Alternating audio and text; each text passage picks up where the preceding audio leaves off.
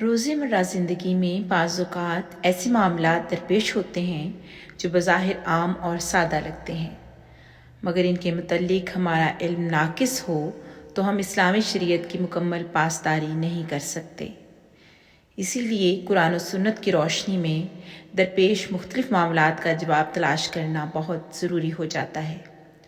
فقہ احمدیہ ایک ایسی مفید اور مستند کتاب ہے جس کی مدد سے ہم اپنی زندگی میں پیش آنے والے مسائل اور معاملات کا حل بخوبی تلاش کر سکتے ہیں۔ عوام الناس تک فقہ کے مسائل اور ان کے حل کو عام کرنے کی غرض سے یہ پروگرام ترتیب وار پیش کیا جا رہا ہے۔ امید ہے کہ فقہ احمدیہ کتاب کو بآواز پیش کر کے عام کرنے کی یہ سعی ہمارے احمدی بہن بھائیوں اور ہماری آنے والی نسلوں کے لیے بہت مفید اور معاون ثابت ہوگی۔ نماز کی پہلی شرط وقت۔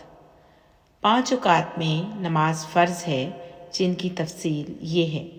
فجر، رات جب ختم ہو جاتی ہے اور پو پھٹتی ہے تو مشرق میں سفیدی پھیلنے لگتی ہے، اس وقت کو فجر کہتے ہیں، اور صبح صادق بھی۔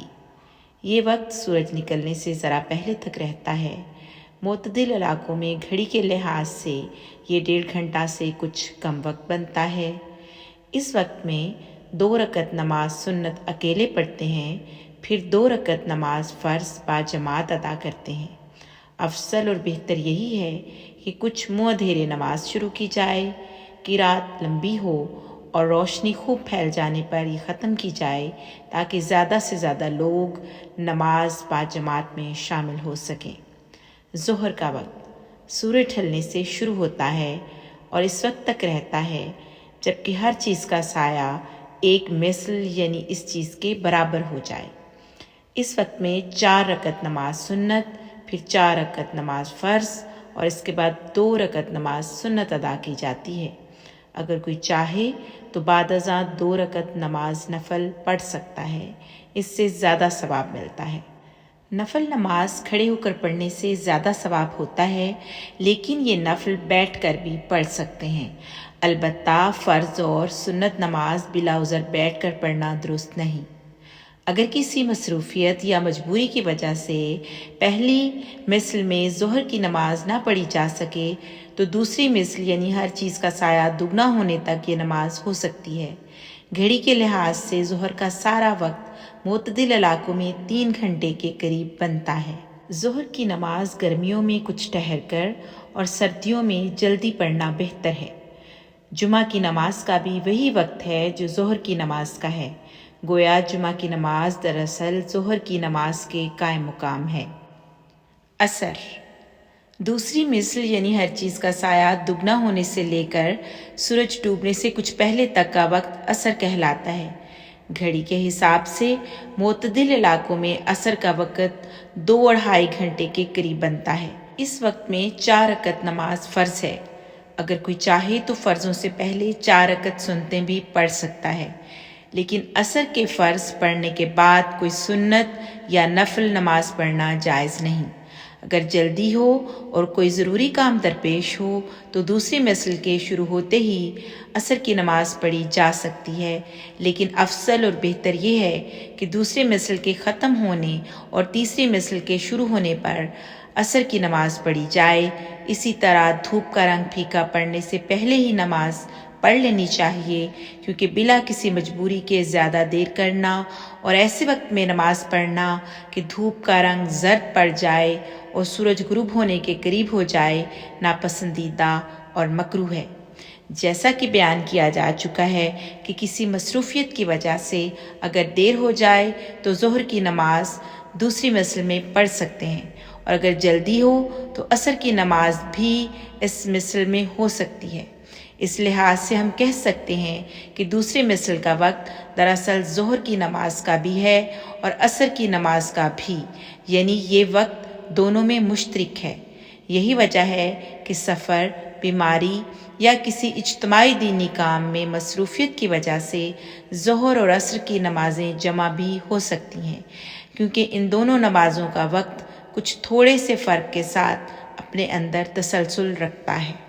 مغرب، سورج ڈوبنے سے لے کر مغربی افق میں نظر آنے والی شفق یعنی سرخی کے غائب ہونے تک کا وقت مغرب کہلاتا ہے۔ گھڑی کے حساب سے معتدل علاقوں میں یہ وقت 1.5 گھنٹہ سے کچھ کم بنتا ہے۔ اس وقت میں 3 رکعت فرض نماز پڑھی جاتی ہے، اس کے بعد 2 رکعت نماز سنت اور پھر حسب موقع و مرضی 2 رکعت نماز نفل بھی پڑھ سکتے ہیں۔ سرخی کے بعد مغربی افق پر جو سفیدی نمودار ہوتی ہے اسے بھی شفق کہتے ہیں۔ اس سفیدی کے غائب ہونے کا جو وقت ہے وہ مغرب اور عشاء کے درمیان مشترک ہے، یعنی اگر کسی مجبوری کی وجہ سے دیر ہو گئی ہو تو اس وقت میں مغرب کی نماز بھی ہو سکتی ہے، اور اگر ضروری کام کی وجہ سے جلدی ہو اسی وقت میں عشاء کی نماز بھی پڑھ سکتے ہیں۔ ایسے ہی جائز مجبوری کے پیش نظر مغرب اور عشاء کی نمازیں جمع بھی ہو سکتی ہیں۔ عشاء کا وقت شفق یعنی سفیدی غائب ہونے کے بعد سے شروع ہوتا ہے اور فجر کے طلوع سے کچھ پہلے تک رہتا ہے، لیکن بہتر اور افضل وقت نصف شب تک ہے۔ عشاء کے وقت میں 4 رکعت نماز فرض اور پھر 2 رکعت سنت ہے۔ 2 رکعت نفل نماز کا ذکر بھی بعض روایات میں آتا ہے۔ وتر نماز کی 3 رکعتیں ہوتی ہیں۔ اس نماز کا وقت عشاء کی فرض نماز پڑھنے کے بعد سے شروع ہوتا ہے اور طلوع فجر تک رہتا ہے۔ جس شخص کو رات کے پچھلے حصے میں اٹھ سکنے کا اطمینان نہ ہو اس کے لیے بہتر یہی ہے کہ وہ عشاء کی نماز کے ساتھ ہی وتر پڑھ لے، تاہم عشاء کی نماز کے بعد سو جانا اور پھر رات کے پچھلے حصے میں اٹھ کر تہجد کی 8 رکعت نماز پڑھنا بہت ہی برکات کا موجب ہے، اور اس نماز کو تہجد کی نماز کہتے ہیں۔ تہجد کے بعد اور فجر کے طلوع ہونے سے پہلے وتر پڑھنا عشاء کی نماز کے ساتھ وتر پڑھنے سے زیادہ افضل ہے، اس سے زیادہ ثواب ملتا ہے۔ بھول جانے یا سوئے رہنے کی وجہ سے اگر نماز وقت پر نہ پڑھی جا سکے تو جس وقت انسان کو یاد آئے یا وہ بیدار ہو تو اسی وقت تیاری کر کے وہ نماز پڑھ لے، کیونکہ اس کی فوت شدہ نماز کے لیے اللہ تعالیٰ کے ہاں یہی وقت مقدر تھا۔ غیر معمولی علاقے جہاں دن رات 24 گھنٹے سے زیادہ کے ہیں، یا دن رات اگرچہ 24 گھنٹے کے ہیں لیکن ان میں باہمی فرق اتنا زیادہ ہے کہ قرآن و سنت کی روح سے نمازوں کے 5 معروف اوقات کی تفریق بہت مشکل ہے۔ مثلاً قطب شمالی کے ایسے علاقے جہاں شفق شام اور شفق صبح کے درمیان امتیاز نہیں ہو سکتا، یعنی درمیان میں وسق حائل نہیں ہوتا، وہاں نمازوں کے اوقات گھڑی کے حساب سے اندازے سے مقرر کیے جائیں گے، اور اوقات کے تعین کے لیے سورج کے طلوع و غروب کے اعتبار سے معروف علامات کی پابندی ضروری نہ ہوگی۔ نیز ایسے علاقوں میں نمازوں کے اوقات 24 گھنٹوں کے اندر اس طرح پھیلا کر مقرر کیے جائیں گے کہ ان کا درمیانی وقفہ معتدل علاقوں کے اوقات نماز کے درمیانی وقفہ سے حد الوسع ملتا جلتا ہو۔ مجموعی آبادی کی معاشرتی عادات کے لحاظ سے ان علاقوں میں کام کاج کا وقت خواہ سورج موجود نہ ہو دن، اور رات اور سونے کا وقت خواہ سورج آسمان پر چمک رہا ہو رات شمار ہوگا۔ اوقات مکروہہ: مندرجہ ذیل وقتوں میں نماز پڑھنا مکروہ اور ناپسندیدہ ہے۔ جب سورج طلوع ہو رہا ہو اس وقت سے لے کر نیزہ بر سورج بلند ہونے تک کوئی نماز نہیں پڑھنی چاہیے، نہ فرض اور نہ نفل۔ البتہ اگر دیر سے جاگ آئی یا کوئی اور حقیقی روک پیدا ہو گئی اور تیاری وغیرہ کر کے فجر کی نماز شروع کی، ابھی 1 رکعت پڑھی تھی کہ سورج نکلنے لگا، تو ایسی صورت میں دوسری رکعت سورج نکلنے کے دوران بھی انسان پڑھ سکتا ہے۔ عین دوپہر کے وقت جب سورج بالکل سر پر ہو اس وقت میں فرضوں اور نفلوں میں سے کوئی نماز نہیں پڑھنی چاہیے، تاہم جمعے کے دن اس وقت میں مسجد میں 2 رکعت نفل پڑھنے کی اجازت ہے۔